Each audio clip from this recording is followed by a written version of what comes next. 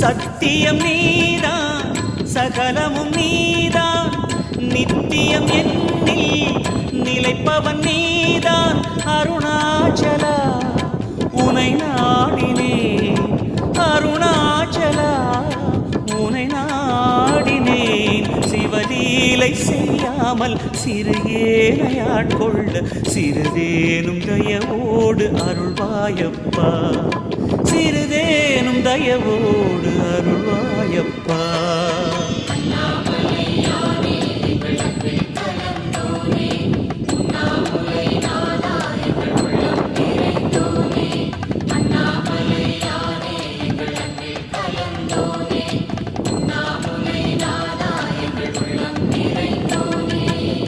சிவமயமாக தெரிகிறதே சிந்தையில் சிவயோகம் வருகிறதே.